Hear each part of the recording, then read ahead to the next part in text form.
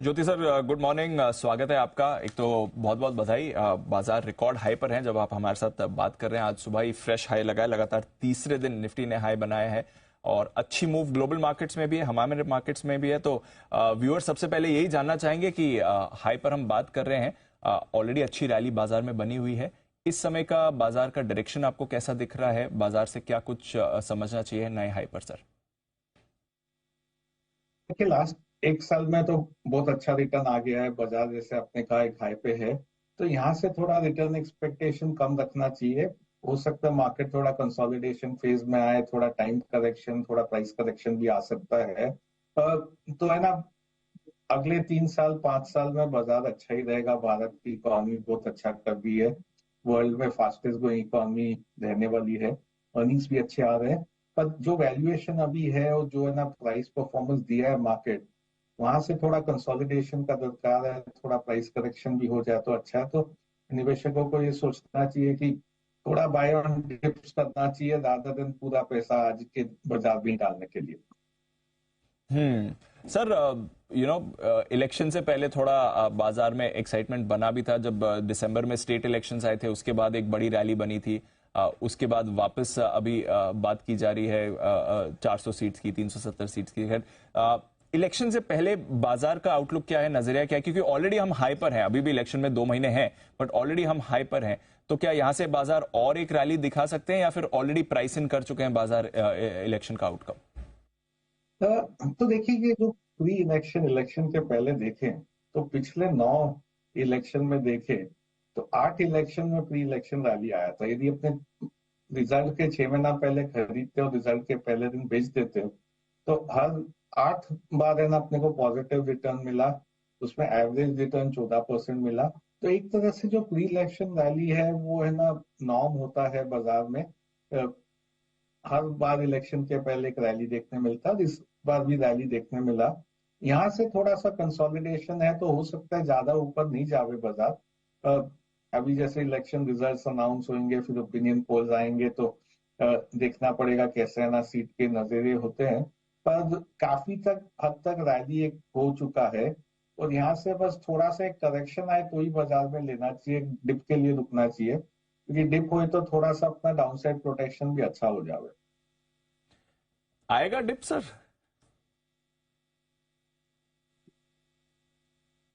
ज्योति sir, बाजार में लगता है डिप आएगा यहां से? अ, देखिए, डिप्स है ना छोटे आ रहे हैं, कोई बड़ा डिप नहीं आ रहा है। पर है ना पिछले 6 हफ्ता में भी देखे तो मार्केट 2-3%, 4% का डिप दे रहा है। डिप आएगा ज्यादातर कोई ग्लोबल फैक्टर के कारण। भारत में तो ऐसे अभी कुछ नहीं लग रहा है जिससे डिप आवे। पर ग्लोबल फैक्टर में देखे तो एक तो है ना काफी एक्सपेक्टेशन था कि फेड तेजी से रेट कट करेगा। वो एक्सपेक्टेशन अब लग रहा है कि है ना नहीं होने वाला है। फेड का जो संकेत आ रहा है और जो है ना पिछले इन्फ्लेशन का डेटा आया, उसके हिसाब से लग रहा है कि रेट कट है ना मई जून के पहले तो नहीं होने वाला है। तो वो एक कारण हो सकता है जो बाजार में, क्योंकि भारत ही नहीं, सब बाजार है ना महंगे है, कोई है ना बाजार सस्ता तो रहा नहीं। सब जगह अच्छा रिटर्न आ गया है कोविड के बाद में। तो वहां पे एक डिप आवे तो भारत भी एक तरह से ना ग्लोबल मार्केट का हिस्सा है। तो ग्लोबल मार्केट में जो डिप आएगा वो भारत में भी डिप देखने मिल सकता है। तो एक डिप अगर आएगा तो ग्लोबल फैक्टर से आएगा, अदरवाइज ऐसे कोई परेशानी नहीं है। और डिप्स पर मौका ढूंढते रहिए, जो रीसेंट डिप्स आपको मिले भी हैं।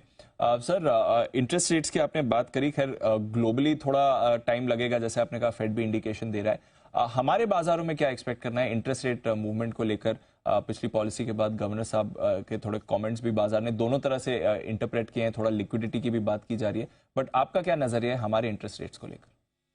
सो मेरे ख्याल से भारत में भी इंटरेस्ट रेट्स वही है, सेकेंड हाफ में गिरेगा। अ, एकदम जल्दी नहीं करेंगे। हो सकता है कि फेड का है ना पहला कट आने के बाद ही आरबीआई भी कट करे। यहाँ पे हो सकता है उसके जरा सा पहले कर दे वो। तो मेरे ख्याल से सेकेंड हाफ में सोचना चाहिए रेट कट का। ऊपर नहीं जाएगा रेट, अभी थोड़ा फ्लैटिश रहेगा, तो सेकेंड हाफ से रेट कट आ सकता है। दूसरा है कि जो बजट था उसमें ऐसे फिस्कल डेफिसिट का टारगेट काफी अच्छा था। तो एक तरह से देखे तो है ना बॉन्ड डील उसके बाद कम हो गए। बाजार के है ना ब्याज कम हो गए, क्योंकि है ना बोरिंग टारगेट बहुत अच्छा था। चलिए, तो मैक्रोज पर तो कोई परेशानी हमारे बाजार में ज्यादा दिख नहीं रही है। सर, अभी अभी अर्निंग सीजन भी खत्म हुआ है, क्या कुछ टेक अवेज रहे हैं आपके अर्निंग्स को लेकर, और फिर आने वाले क्वार्टर के लिए and more importantly next financial year के लिए क्या आउटलुक बनता है? तो देखिए अर्निंग्स वापस अच्छा आए। पिछले अपना फर्स्ट हाफ फिस्कल का है ना 30% अर्निंग ग्रोथ था। और ये जब अर्निंग सीजन चालू हुआ तो बेहतर एक्सपेक्टेशंस थी कि 10 से 12% अर्निंग ग्रोथ आएगा। तो अर्निंग्स ग्रोथ खत्म होने के बाद 17% अर्निंग ग्रोथ आया, तो वापस से एक तरह से अर्निंग्स ने बीट किया मार्केट एक्सपेक्टेशन को। अगले साल भी मेरे को लगता है 15% के करीब अर्निंग्स ग्रोथ आ सकता है। इस साल तो अपने ना 22 से 24% अर्निंग ग्रोथ पे फिस्कल 24 में देखेंगे, और फिस्कल 25 में 12 से 15% अर्निंग ग्रोथ आ सकता है। तो ये अर्निंग ग्रोथ अच्छा है, क्योंकि यानी आप अपने बाकी बाजार में देखे, यूएस में देखे, तो वहां पे अर्निंग ग्रोथ 0-1-2% चल रहा है, तो काफी लो अर्निंग ग्रोथ चल रहा है। दोनों बाजार एक ही वैल्यूएशन पे है मोरलेस। तो एक तरह से भारत और यूएस का वैल्यूएशन एक ही है यदि पी देखे तो। और है ना यहाँ पे अर्निंग्स ग्रोथ काफी अच्छा है, वो यूएस में जो अर्निंग्स ग्रोथ काफी है ना मंदा है भारत के कंपैरिजन में। हम्म। तो फिर बताएं सर, इस समय आप अपने पोर्टफोलियो में क्या कुछ बदलाव कर रहे हैं बाजार की सिचुएशन को देखते हुए? कहां पर आपका व्यू ज्यादा पॉजिटिव है, कहां पर नेगेटिव है? तो हम लोग दो तीन चीज किए हैं। तो एक तो थोड़ा थोड़ा है ना कैश बिल्ड किए पोर्टफोलियो में, कि है ना यदि कुछ करेक्शन आवे तो थोड़ा है ना पैसा रहे जो हम लोग खरीद सकते हैं। दूसरा हम लोग ने फार्मा में ऐड किया है। फार्मा सेक्टर में यूएस जेनरिक में यदि अपने देखे तो पिछले 5 साल से प्राइस काफी घट रहे थे। अभी वो एक तरह से बॉटम हो गए हैं, प्राइस वहां पे प्लेटो हो गया है। तो जो है ना लॉस आ रहा था, जो अर्निंग घट रहा था यूएस जेनरिक का, वो अब घटना बंद हो जाएगा। तो उसके कारण एक है ना अच्छा सा अर्निंग ग्रोथ देखने मिलेगा। तो फार्मा में हम लोग ने पोजीशन बिल्ड किया है। दूसरा जगह जो थोड़ा पोजीशन बिल्ड कर रहा है अब है बैंकिंग सेक्टर, क्योंकि बैंकिंग सेक्टर देखे तो पिछले 12-15 महीना में काफी अंडर परफॉर्म किया है। नतीजे भी इतने अच्छे नहीं आए, पर वो एक तरह से एक्सपेक्टेड लाइन पे था, क्योंकि निम कंप्रेशन हो जाता है जब डिपॉजिट का ना रेट बढ़ने लग जाता है। तो अब वो निम कंप्रेशन हो गया, बाजार में थोड़ा फैक्टर इन हो गया, वैल्यूएशंस वहां पे अच्छे दिख रहे हैं। तो बैंकिंग है जो दूसरा सेक्टर हम लोग खरीद रहे हैं थोड़ा। तो ये इंटरेस्टिंग है, बैंकिंग खरीद रहे हैं और फार्मा खरीद रहे हैं। जो ग्लोबल परेशानी थी फार्मा की वो अब खत्म हो गई है और यहाँ पर एक्शन बनेगा। सर, बाजार की पोजीशनिंग में आप क्या व्यू ले रहे हैं? क्योंकि बहुत ही बड़ी रैली स्मॉल कैप्स में आई है, मिड कैप्स में आई है, अब वापस निफ्टी भी लाइफ हाई पर दिख रहा है। तो यहां से अगर पोजीशन लेनी है ब्रॉडर मार्केट या फिर लार्ज कैप स्पेस में, तो आप कैसे अपने आप को व्यू करेंगे? तो देखिए शॉर्ट टर्म के लिए लार्ज कैप में ज्यादा कंफर्ट है।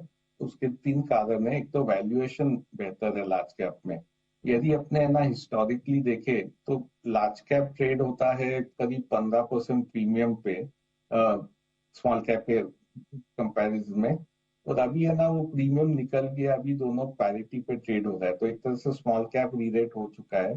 तो थोड़ा सा ना स्मॉल कैप में वैल्यूएशन करेक्शन का दरकार है।